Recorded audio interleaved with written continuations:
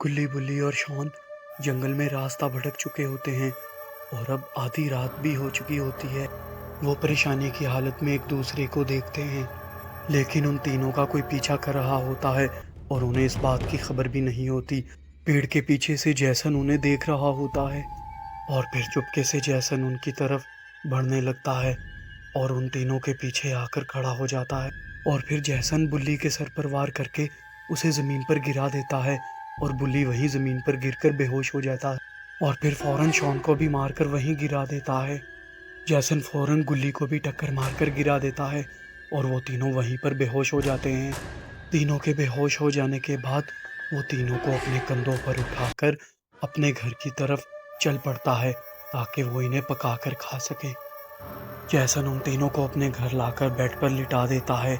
उसका घर बहुत ही खौफनाक मंजर पेश कर रहा होता है और वो तीनों अभी भी बेहोश होते हैं। जैसन सबसे पहले शॉन को काटने के लिए छुरा हवा में लहराता है कि तभी वहां पर इवलन आ जाती है। इवलन जैसन से कहती है, वाह रे वाह जैसन, मैं वहां भूख से मर रही थी और तुम यहाँ तीन तीन मुष्टंडे लाकर अकेले अकेले हड़प करना चाहते हो। ये मैं नहीं होने दूंगी। मैं भी इन तीनों मुष्टंडों को खूब मज़े से तुम्हारे साथ खाऊंगी। जैसन इवलन से कहता है, इवलन तुम्हें गलतफहमी हुई है, मैं इन तीनों को अकेला नहीं खाने वाला था, मैं तो तुम्हें सरप्राइज देना चाहता था। हम दोनों मिलकर इन तीनों मुष्टंडों को खाएंगे। इवलन और जैसन बातें कर ही रहे होते हैं कि गुल्ली को होश आ जाता है। गुल्ली के होश आने का उन दोनों को पता नहीं चलता।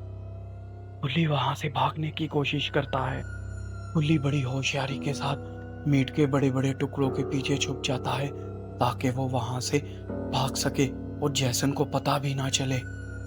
इस तरह गुल्ली जैसन के घर से भागने में कामयाब हो जाता है और वो सीधा बाबा के पास जाने का इरादा करता है। और जब इवलन घूम कर देखती है तो गुल्ली वहां नहीं होता और वो जैसन से कहती है, एक मुष्टंडा कहाँ गया। जैसन को भी गुल्ली के भागने का पता नहीं चलता और उसका बेड खाली होता है।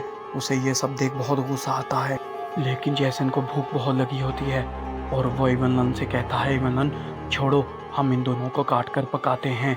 इन दोनों को खाकर थोड़ी सी जान आ जाए तो फिर हम उस तीसरे मुष्टंडे को भी ढूंढकर काट कर खा जाएंगे। इधर गुल्ली बाबा के पास पहुंच जाता है और बाबा अपने घर के कुएं के पास खड़े होते हैं। गुल्ली बहुत थक चुका होता है और वो सीधा बाबा के पास आता है। गुल्ली बाबा को सारी बात बताता है कि कैसे जैसन उन्हें उठाकर ले जाता है और शॉन और बुल्ली अभी भी जैसन के कब्जे में है। गुल्ली की बात सुनकर बाबा गुल्ली से कहते हैं, मुझे जल्दी से जैसन के घर ले चलो।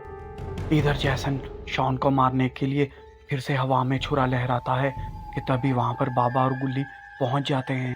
जैसन बाबा को देखकर वहीं पर रुक जाता है और बहुत हैरान होता है।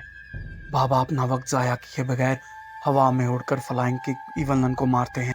जैसन इवलन को मरता देख अपना आपा खो देता है और अपना छुरा वहीं पर गिरा देता है और फिर एकदम से हवा में उड़कर बाबा को टक्कर मारकर गिरा देता है। लेकिन बाबा अपनी पूरी तैयारी के साथ आते हैं। बाबा फिर से उठकर उसे एक मुक्का मारकर फ्लाइंग किक मारते हैं और उसे भी मार डालते हैं।